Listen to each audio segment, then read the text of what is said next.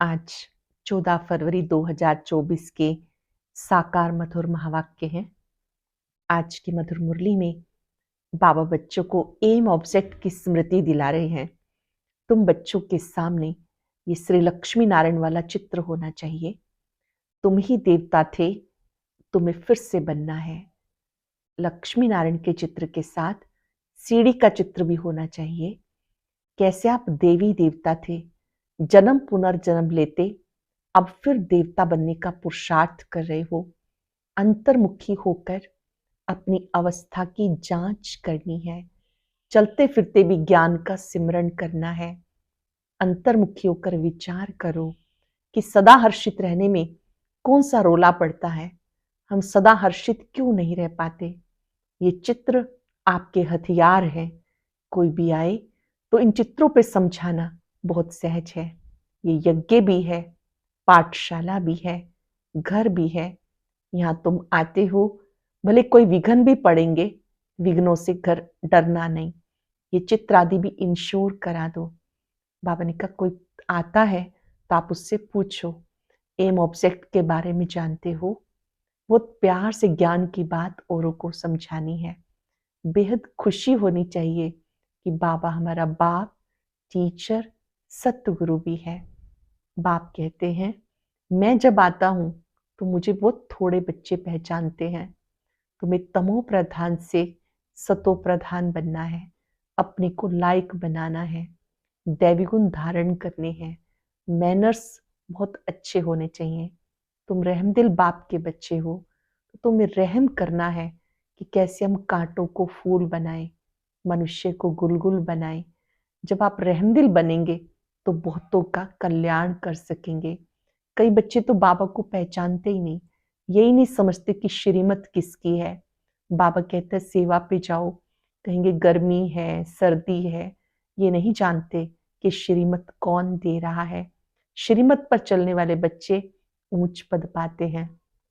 बाबा ने याद दिलाया कि बच्चे, मैं तुम बच्चों को मनुष्य से देवता बनाता हूं, तो तुम्हें अपने मैनर्स पर, पढ़ाई पर बहुत ध्यान देना है।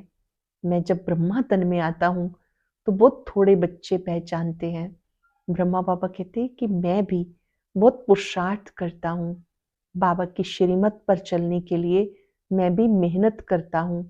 तुम बच्चे भी शिव बाबा की याद में रहेंगे तो विकर्म विनाश होंगे।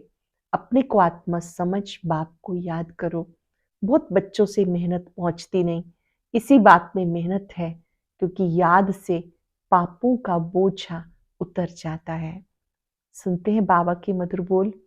बाबा ने कहा मीठे बच्चे, अंतर्मुखी हो, अपने कल्याण का ख्याल करो। अंतर्मुखी होकर अपने कल्याण का ख्याल करो। घूमने फिरने जाते हो तो एकांत में विचार सागर मंथन करो। अपने से पूछो, हम सदा हर्षित रहते हैं। क्वेश्चन है, रहमदिल बाप के बच्चों को अपने पर कौन सा रहम करना चाहिए।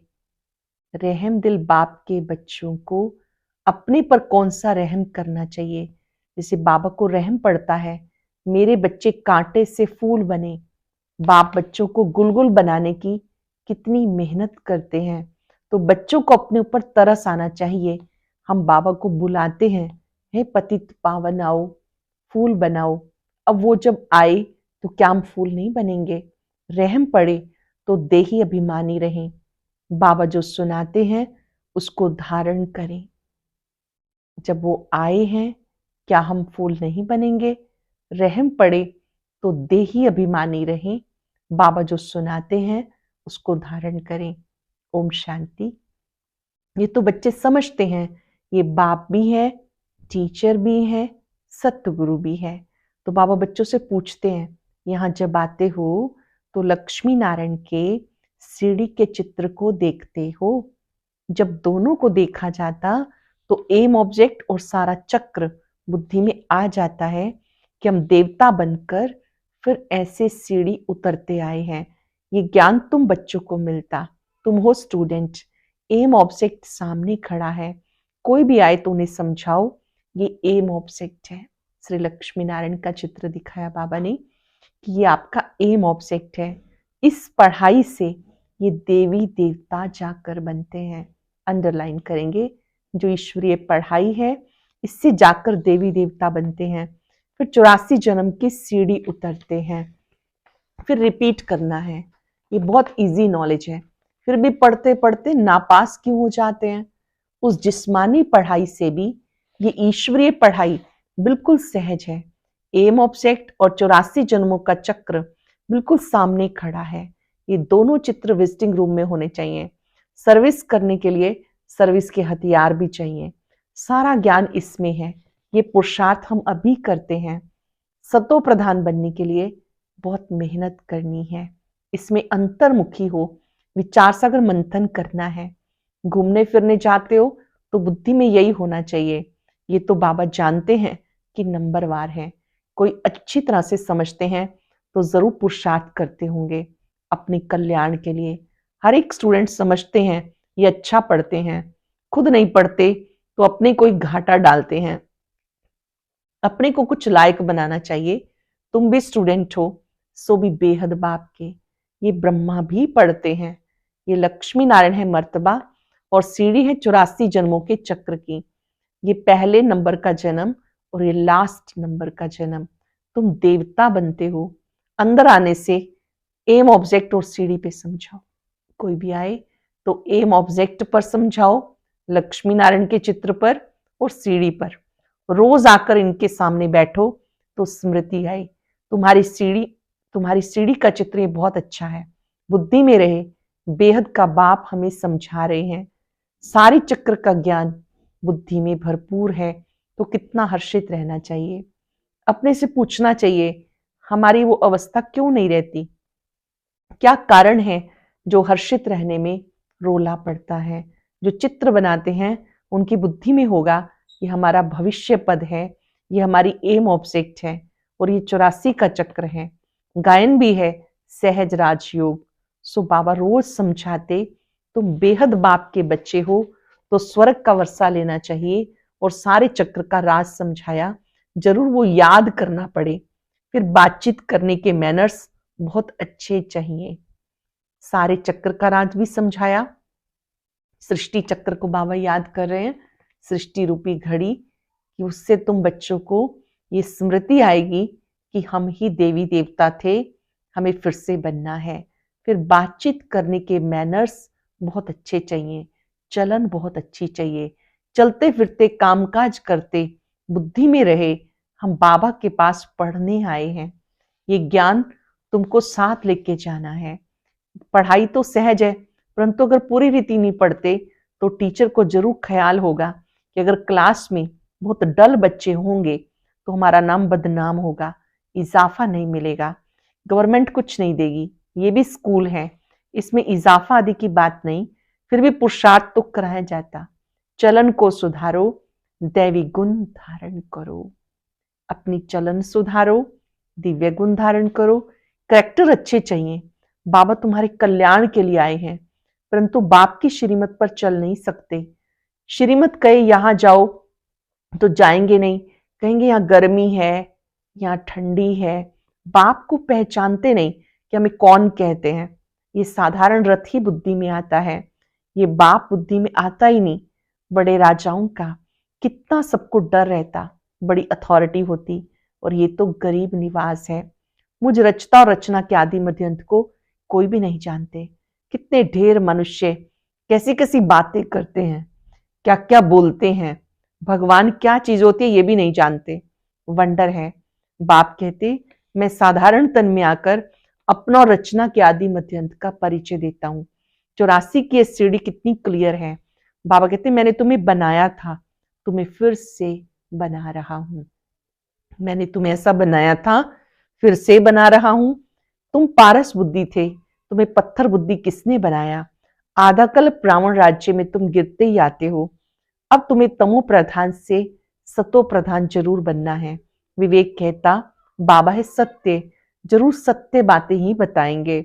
ये ब्रह्मा भी कहते, तुम भी पढ़ते हो। ये कहते, मैं भी स्टूडेंट हूँ, पढ़ाई पर अटेंशन देता हूँ। एक्यूरेट कर्मातीत अवस्था तो भी बनी नहीं है। ऐसा कौन होगा जो इतना ऊंच पद पाने के लिए पढ़ाई पर ध्यान नहीं देगा। सब कहें ऐसा पद तो जरूर पाना चाहिए। बाप के हम बच्चे हैं तो जरूर मालिक होने चाहिए।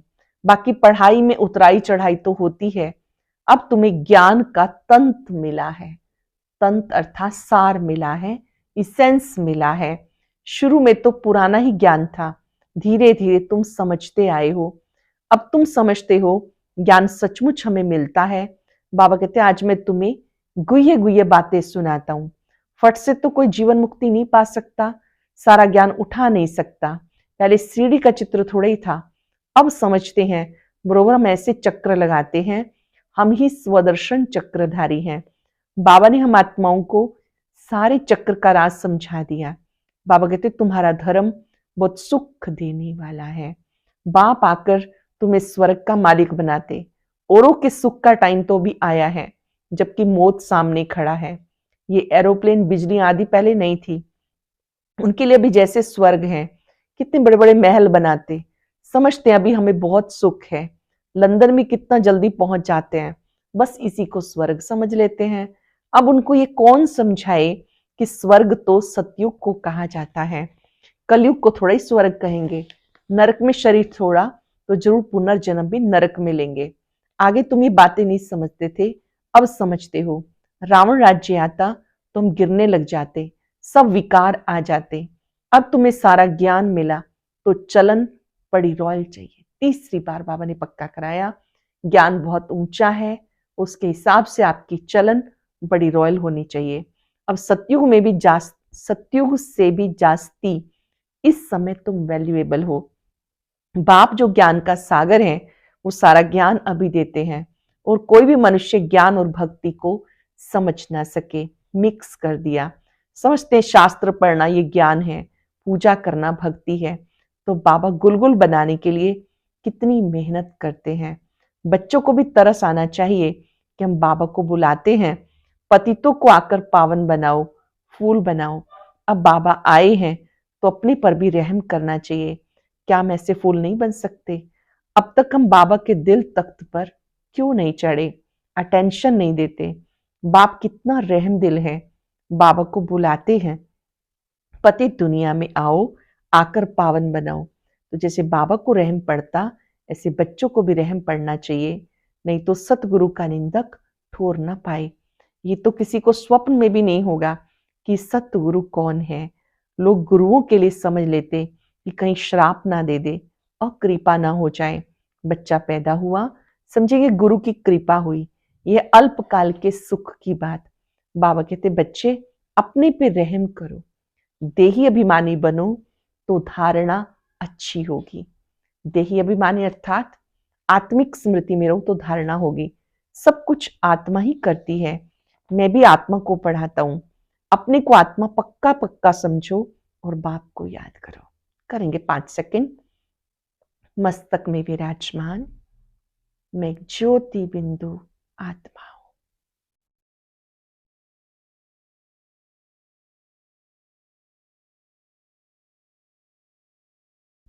प्रैक्टिस करनी है बार बार। मैं आत्मा हूं, बाप को याद करो। बाबा को याद ही नहीं करेंगे तो विक्रम विनाश कैसे होंगे? भक्ति में भी याद करते हैं, हे भगवान रहम करो।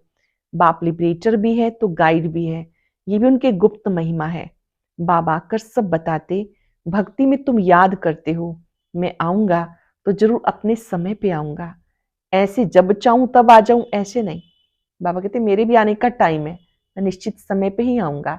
ऐसे नहीं कि मैं जब चाहूं तब आ जाऊं, नहीं। ड्रामा में जब नूंद है मैं तब आता हूं, बाकी ऐसे ख्यालात कभी नहीं आते। तुम्हें पढ़ाने वाला वो बाप है, ये भी उनसे पढ़ते हैं। वो तो कभी भी कोई खता नहीं करते हैं, कोई भूल नहीं करते, किसी को रंज नहीं करते। बाबा कभी कोई खता नहीं करते हैं, भूल नहीं करते हैं, किसी को नाराज नहीं करते। बाकी सब नंबरवार टीचर हैं। वो सच्चा बाप तुम्हें सत्य सिखाते हैं। सच्चे बाप के सच्चे बच्चे। फिर झूठ का बनने में आधा कल्प झूठे बन जाते हो, सच्चे बाप को भूल जाते हो। पहले पहले समझाओ तुम सत्युगी नई दुनिया में हो या पुरानी दुनिया में। तो मनुष्य समझे, ये प्रश्न बहुत अच्छा पूछते हैं। इस समय सभी में 5 विकार हैं, वहां 5 विकार होते नहीं, ये बहुत सहज समझने की बात है, परंतु जो खुद नहीं समझते तो वो प्रदर्शनी में औरों को क्या समझाएंगे। सर्विस के बदले डिस सर्विस करके आएंगे। बाहर में जाके सर्विस करना मासी का घर नहीं, बड़ी समझ चाहिए। बाबा हर एक की चलन से समझ जाते हैं। बाप तो बाप है, फिर तो बाप कहेंगे यही ड्रामा में था। कोई भी आता है तो ब्रह्मा कुमारी का समझाना ठीक है। नाम भी ब्रह्मा कुमारी ईश्वरीय विश्वविद्यालय है, नाम वाला भी ब्रह्मा कुमारियों का होना है। इस समय सब 5 विकारों में हिरे हुए हैं, उनको जाके समझाओ। कितना मुश्किल होता है, कुछ भी समझते नहीं, सिर्फ इतना कहेंगे ज्ञान अच्छा है, खुद समझते नहीं। विकारों का प्रभाव कितना जबरदस्त है। कहेंगे बहुत अच्छी बातें हैं, लेकिन खुद विकार छोड़ने ये संकल्प नहीं आता है, खुद समझते नहीं। विघन के पीछे विघन पड़ता रहता, फिर युक्तियां भी रचनी पड़ती। पुलिस का पहरा रखो, चित्र इंश्योर करा दो, ये यज्ञ है, यहाँ विघन जरूर पड़ेंगे। सारी पुरानी दुनिया इसमें स्वाह होनी है, नहीं तो यज्ञ नाम क्यों पड़े। यज्ञ में स्वाह होना है, इसका रुद्र यज्ञ नाम पड़ा है। ज्ञान को पढ़ाई भी कहा जाता, ये पाठशाला भी है तो यज्ञ भी है। तुम पाठशाला में पढ़कर देवता बनते हो, फिर ये सब कुछ इस यज्ञ में स्वाह हो जाता है। समझा वही सकेंगे जो रोज प्रैक्टिस करते रहेंगे, औरों को वही समझा सकेंगे जो रोज प्रैक्टिस करेंगे। अगर प्रैक्टिस नहीं होगी तो क्या बात कर सकेंगे। दुनिया के मनुष्यों के लिए स्वर्ग अभी है, अल्पकाल के लिए। तुम्हारे लिए स्वर्ग आधा कल्प के लिए होगा। ये भी ड्रामा बना हुआ है। विचार किया जाता तो बड़ा वंडर लगता। अब रावण राज्य खत्म हो, राम राज्य स्थापन होता है। इसमें लड़ाई आदि की कोई बात नहीं। सीढ़ी देखकर बड़ा लोग वंडर खाते हैं। तो बाबा ने क्या क्या समझाया, ये ब्रह्मा भी बाप से भी तीखा है जो समझाते रहते हैं। इस सीढ़ी का चित्र बहुत अच्छा है। बाबा ने कहा ये देखेंगे तो लोग वंडर खाएंगे। ब्रह्मा भी बाप से सीखा है तो समझाते हैं, बच्चियां भी समझाती हैं। जो बहुतों का कल्याण करते हैं उन्हें जरूर जास्ती फल मिलेगा। पढ़े हुए के आगे अनपढ़े जरूर भरी ढोएंगे। बाबा रोज रोज समझाते, अपना कल्याण करो। इन चित्रों को सामने रखने से नशा चढ़ जाता है, इसलिए बाबा ने कमरे में ये चित्र रख दिए। एम ऑब्जेक्ट कितनी सहज है, इसमें करेक्टर बहुत अच्छे चाहिए। दिल साफ तो मुराद हासिल हो सकती है, दिल साफ तो मुराद हासिल हो सकती है। यहाँ बाबा कहते चरित्र, दिव्य गुण ये बहुत चाहिए, तब देवता बनेंगे। अच्छा, मीठे मीठे सिक्के हृदय बच्चों प्रति माता पिता बाप दादा का याद प्यार गुड मॉर्निंग। रूहानी बाप की रूहानी बच्चों को नमस्ते। हम रूहानी बच्चों के रूहानी बाप दादा को याद प्यार नमस्ते गुड मॉर्निंग। शुक्रिया बाबा, शुक्रिया। धारणा के लिए सार सदा स्मृति में रखना है, हम बेहद बाप के स्टूडेंट हैं। भगवान हमें पढ़ाते हैं, इसलिए अच्छी तरह से पढ़कर बाबा का नाम बाला करना है। अपनी चलन बड़ी रॉयल रखनी है। बाप समान रहम दिल बन, कांटे से फूल बनाना और दूसरों को भी फूल बनाना है। खुद बनना, औरों को भी बनाना है। अंतर्मुखी बन, अपने व दूसरों के कल्याण का चिंतन करना है। सदा स्मृति में रखना है कि हम बेहद बाप के स्टूडेंट हैं। भगवान हमें पढ़ाते हैं, अच्छी तरह से पढ़कर बाबा का नाम बाला करना है।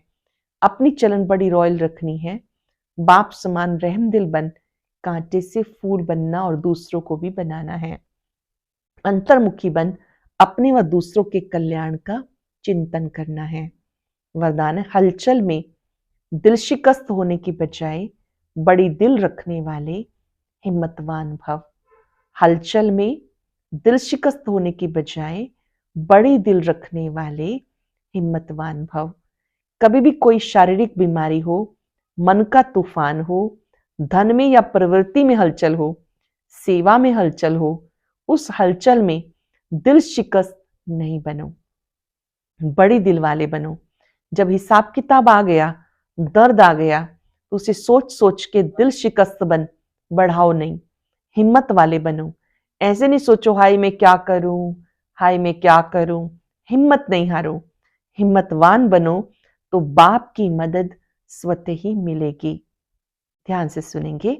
कभी कोई शारीरिक बीमारी हो, मन का तूफान हो, धन में या प्रवृत्ति में हलचल हो, सेवा में हलचल हो, उस हलचल में दिल शिकस्त नहीं बनो, बड़ी दिल वाले बनो। जब हिसाब किताब आ गया, दर्द आ गया, तो सोच सोच कर दिल शिकस्त बन बढ़ाओ नहीं, हिम्मत वाले बनो। ऐसे नहीं सोचो हाय क्या करूं, हिम्मत नहीं हारो। हिम्मतवान बनो तो बाप की मदद स्वतः ही मिलेगी। स्लोगन है, किसी की कमजोरी को देखने की आंखें बंद कर मन को अंतर्मुखी बनाओ। किसी की कमजोरी को देखने की आंखें बंद कर मन को अंतर्मुखी बनाओ। आज पूरा दिन अंतर्मुखता की गुफा में रहेंगे और इस स्वमान में रहेंगे, मैं हिम्मतवान आत्मा हूं। तपस्वी गुफा में बैठते हैं, अर्थात एकांत में बैठते हैं, तप करते हैं, दूसरों को ना देखना, न कंपैरिजन करना, ये भी तपस्या है। अपना कंपैरिजन श्री लक्ष्मी नारायण से करेंगे, एम ऑब्जेक्ट को सामने देखेंगे, ये मेरा ही संपूर्ण स्वरूप है। कल्प कल्प मैंने इस देवत्व को प्राप्त किया है। मुझे सदा हर्षित रहना है।